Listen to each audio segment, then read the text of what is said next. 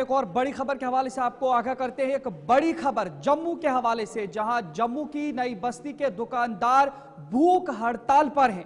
आपको ये जानकारी देंगे कि बेनतीजा मुलाकातों के बाद भूख हड़ताल उनकी तरफ से शुरू की गई है।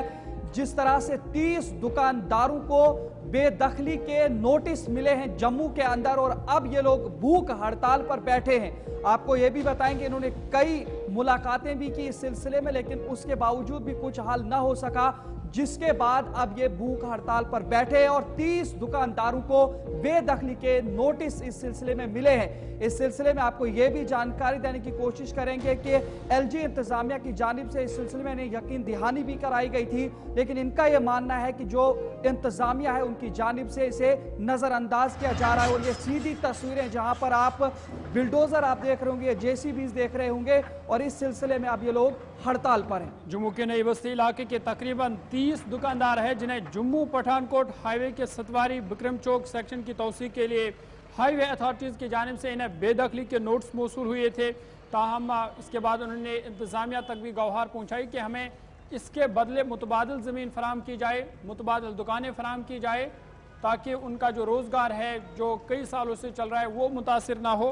ताहम इन मुलाकातों का कोई नतीजा नहीं निकला, जिसके बाद अब फिलहाल इन्होंने ये भूख हड़ताल पर है। इस पर मजीद बातचीत करेंगे, सीधा जम्मू आपको लिए चलेंगे। गुलिस्तान न्यूज़ नुमाइंदा शिल्पा शर्मा हमारे साथ है।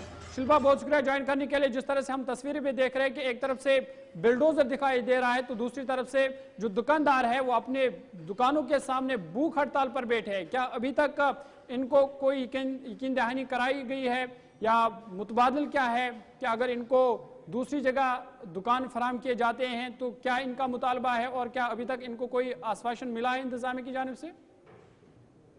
जी बिल्कुल, देखिए सुबह की बात करें तो सुबह सवेरे से ही जो है वो प्रदर्शनकारी भूख हड़ताल पर बैठे हुए हैं और अभी भी करीबन 8-9 बजे तक जो है ये प्रदर्शनकारी दुकानदार जो है वो अपने हड़ताल पर जो है उनको जारी रखते हैं और 8-9 बजे ये हड़ताल जो है वो समाप्त करते हैं। देखिए, दुकानदार का ये साफ तौर पर कहना है कि जब तक दुकान के बदले दुकान नहीं दी जाती है तब तक वो अपनी हड़ताल को जारी रखेंगे।